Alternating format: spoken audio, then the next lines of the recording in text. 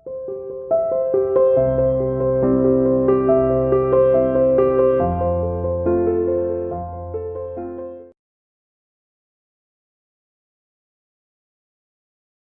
Students, welcome to CR international school online class 7 subject Hindi. कैसे हो बेटा? आशा करती हूँ सभी अपने घर पर स्वस्थ होंगे और सुरक्षित होंगे और अपना कार्य भी जो है सुचारू रूप से कर रहे होंगे। ठीक है बेटा, आज हम अपनी हिंदी की क्लास में अपना एक नया चैप्टर शुरू कर रहे हैं, विशेषण।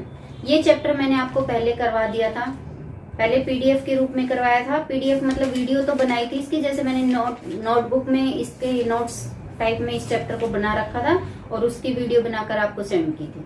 तो हो सकता है काफी दिन हो गए या उसमें समझ में ना आया हो, उस टाइम पे ज्यादा बच्चे व्हाट्सएप पे देखते भी नहीं थे, तो इस चैप्टर की वीडियो आपको दोबारा से प्रोवाइड कराई जा रही है। ठीक है बेटा, ये चैप्टर आपका विशेषण। ठीक है, विशेषण आप पहले भी पढ़ चुके हो, 6th क्लास में पढ़ चुके हो। तो क्या होता है विशेषण? संज्ञा या सर्वनाम की विशेषता बताने वाले शब्द विशेषण कहलाते हैं। मान लो मैं एक 2-3 लाइन लिख रही हूं। मेरे घर के पास एक नदी है, उसमें शीतल जल बहता है।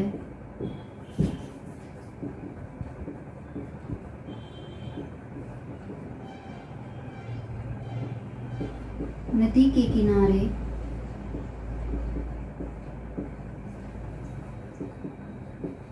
बड़े बड़े वृक्ष लगे हैं।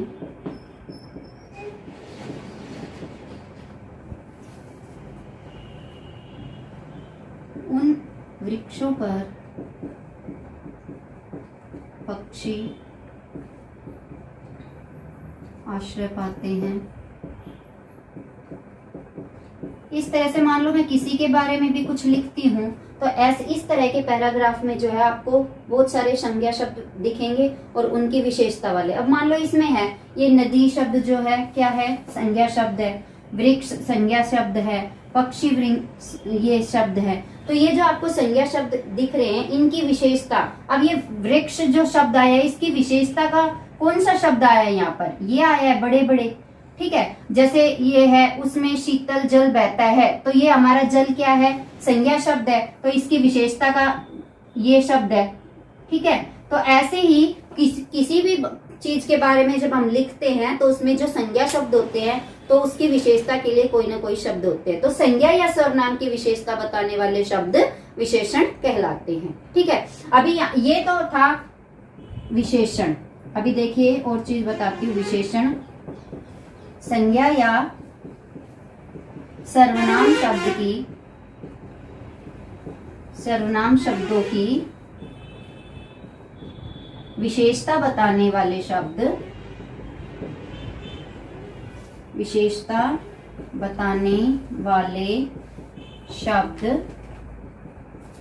विशेषण कहलाते हैं। ठीक है, अभी एक चीज और आती है विशेष्य। कि विशेष्य क्या होता है? जिन शब्दों की विशेषता बताई जाती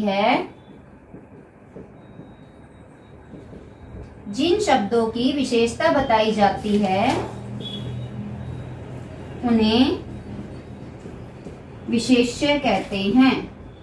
अब यहाँ पर देखिए बेटा, उन्हें विशेष्य कहते हैं। अभी मैं लिख रही हूं, उदाहरण देखिए बेटा। राम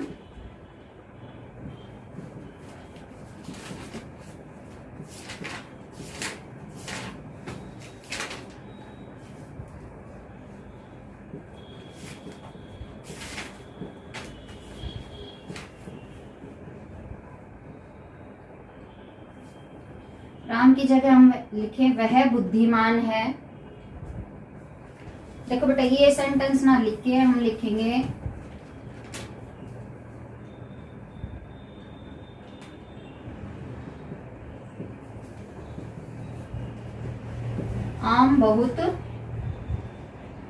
आम मीठा है। ठीक है, ये बता दिया। अब मैंने क्या क्या क्या इस डेफिनेशन में क्या बताया था, जो शब्द संज्ञा या सर्वनाम की विशेषता बताते हैं विशेषण कहलाते हैं। तो ये संज्ञा शब्द है, इसके लिए ये मीठा शब्द आया है, तो ये क्या हो गया, ये विशेषण शब्द हो गया। अब विशेषता किसकी बताई जा रही है, आम की, तो ये क्या हो गया, विशेष्य हो गया। इसी तरह आप और भी कुछ भी लिख सकते हो, जैसे चतुर लड़की। अब क्या है, चतुर क्या है, विशेषण, लड़की की विशेषता बताई है तो लड़की क्या हो गया, विशेष्य हो गया। इसी तरह कोई भी वाक्य हो आपका जिसके बारे में बात की जाए, यानी कि जिसकी विशेषता बताई जा रही है, वो विशेष्य होता है। और विशेष्य की जो भी विशेष्य के लिए, जो उसकी विशेषता के लिए जो शब्द आता है वो विशेषण होता है। तो जो हमारा विशेष्य शब्द होगा वो संज्ञा या सर्वनाम तो होगा ही ना, ठीक है। जो संज्ञा सर्वनाम होगा उसकी विशेषता, जिसकी विशेषता बताई जाए विशेष्य, और उसकी विशेषता के लिए जो शब्द आया विशेषण। अब इसी के साथ में एक चीज और आती है, एक चीज और आएगी आपकी, प्रविशेषण।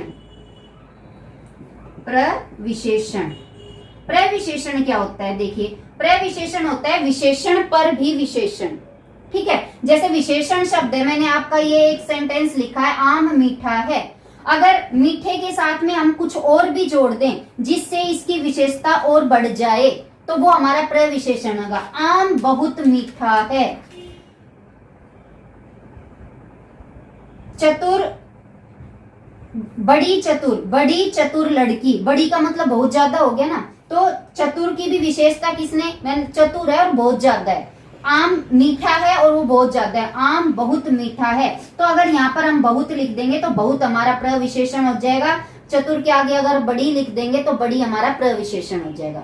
जैसे अधिक, कम या बहुत, इस तरह से जो भी हमारे विशेषण शब्द के साथ में, जो भी विशेषण शब्द से आगे विशेषण की भी विशेषता को बढ़ाने के लिए जो शब्द आता है वो हमारा प्रविशेषण होता है, ठीक है। ये तीन चीजें आपको समझ में आ गई होगी। अब हम पढ़ते हैं, चलिए इसके विशेषण के भेद।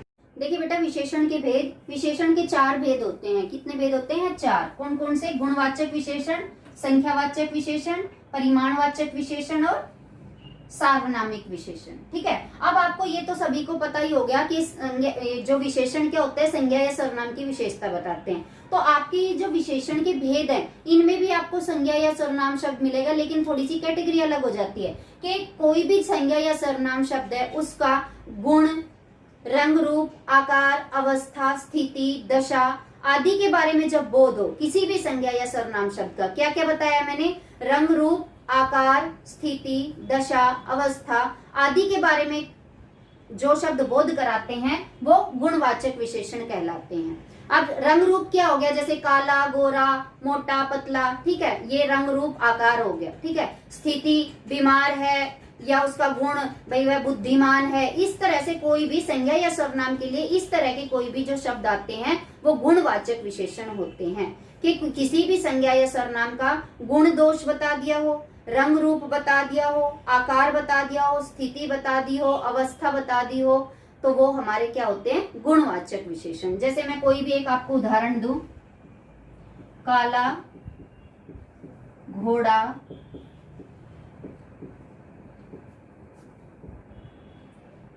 बैठा है, ठीक है। अब यहाँ पर संज्ञा शब्द कौन सा है, घोड़ा, और इसका विशेषण क्या, इसका क्या बताया है, इसके लिए काला, कि ये इसका रंग बता दिया काला घोड़ा, तो ये क्या है, काला हमारा क्या है, गुणवाचक विशेषण है, ठीक है। इसी तरह आपके एग्जाम्पल होंगे तो आपको डेफिनेशन को देखते हुए आपको बताना है कि ये जो अंडरलाइन शब्द है वो किस विशेषण का कौन सा भेद है, ठीक है। अगला आता है संख्यावाचक विशेषण, कि जो भी संज्ञा या सर्वनाम शब्द हो वाक्य में, उस संज्ञा या सर्वनाम की संख्या का बोध जिस शब्द से होता है वो संख्यावाचक विशेषण कहलाता है, ठीक है। अब संख्यावाचक विशेषण के भी दो भेद होते हैं, देखिए, निश्चित संख्यावाचक और अनिश्चित संख्यावाचक। देखो मैंने आपको एक बताया कि मेरे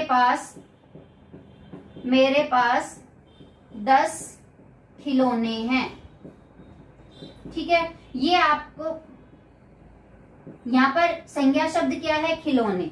इस संज्ञा शब्द के लिए इसकी संख्या क्या बता दी, 10 बता दी। मेरे पास 10 खिलौने हैं, तो ये 10 क्या हो गया, संख्यावाचक विशेषण हो गया, ठीक है। अगर मैं यहाँ लिखूं मेरे पास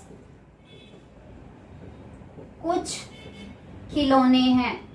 एक ये सेंटेंस लिख दिया। अब इन दोनों सेंटेंस से आपको निश्चित और अनिश्चित संख्या का बोध होगा। देखो 10 खिलौने, तो ये एक संख्या निश्चित हो रही है कि मेरे पास 10 खिलौने। कुछ खिलौने में कितने भी हो सकते हैं, 2 भी हो सकते हैं, 4 भी हो सकते हैं, 15 भी हो सकते हैं, 20 भी। तो यहाँ पर इन खिलौनों की संख्या निश्चित नहीं है। जहां पर भी संज्ञा या सर्वनाम शब्द की संख्या निश्चित हो तो निश्चित संख्यावाचक, जहां पर भी संज्ञा या सर्वनाम शब्द की संख्या निश्चित ना हो वहां पर अनिश्चित संख्यावाचक विशेषण होगा। ठीक है, अभी आपको यहाँ पर एक बात और ध्यान रखनी है। अभी परिमाणवाचक विशेषण सुनिए, फिर उसके बाद बताती हूँ।